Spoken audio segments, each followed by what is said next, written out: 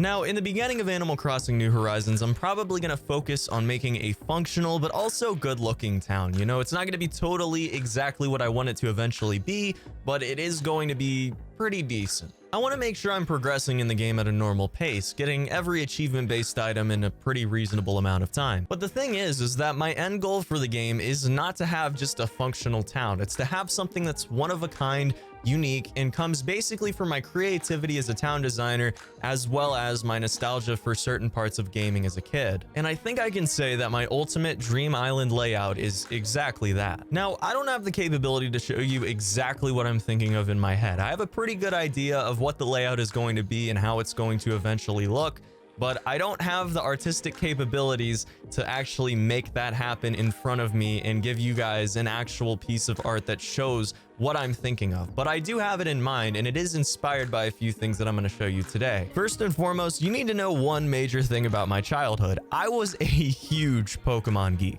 It started with Pokemon Crystal when I was a little kid in kindergarten, and I haven't missed a game since. Recent entries in the series have been a little bit lackluster in my opinion, but I put an unreasonable amount of time into a few Pokemon games before the 3DS era. Crystal, my first game, Diamond and Pearl, the first games I followed from the leaks to news to release, and Emerald, which has got to be one of my all-time favorite gaming experiences. I spent a ridiculous amount of hours completing the Pokédex, training my Pokemon, breeding, looking for shinies, and challenging the battle frontier. There were quite a few events in Pokemon Emerald, but one of them was so mysterious and difficult to encounter that the overwhelming majority of fans never experienced it or even really knew it existed for sure. And that event would be Mirage Island. Now, to be completely honest, the payoff probably wasn't worth the amount of time and dedication you had to actually get there. There's only one Pokemon there, why not, and a very special berry tree, but the mystique of that island as a school kid kept me checking for it literally every day for a really long time. And it just so happens that the old man that spots the island when it's active, which is only going to happen 1 in 11,000 times if you have a full party of Pokemon,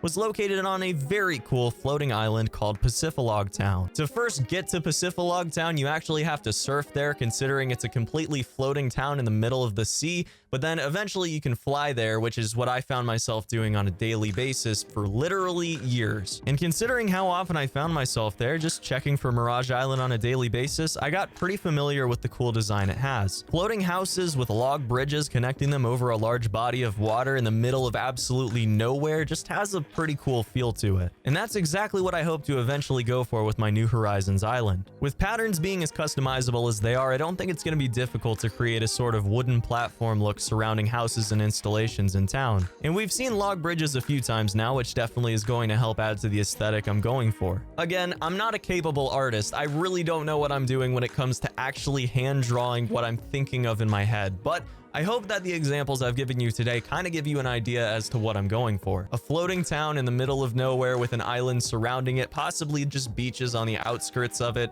I think that'd be really cool. Now, I don't know how expansive the terraforming tool is actually going to be when it does become available to us. It might be very restrictive because we don't know what the bounds are going to be on it and how much we can actually terraform with it. But it is worth mentioning that if it's possible to create anything like what I'm talking about today, then I absolutely will be doing it, and I can't wait to see if it's actually possible. If you have any ideas for your town or island or whatever you want to call it, let me know down in the comment section below. I definitely would love to hear it. I really have enjoyed just thinking about this and going through generally what the layout's going to be and who's going to be on the island and how I'm going to make it all happen eventually. So I'm hoping that, you know, we're going to have pretty much free reins as far as all of that is concerned, and I'll be able to actually make exactly what I want. In the case that I can't, we'll try to figure something out, but I definitely am excited to see if it's possible nonetheless. So I will see you guys very soon for the next one. As always, have a fantastic day, and until then, guys, peace.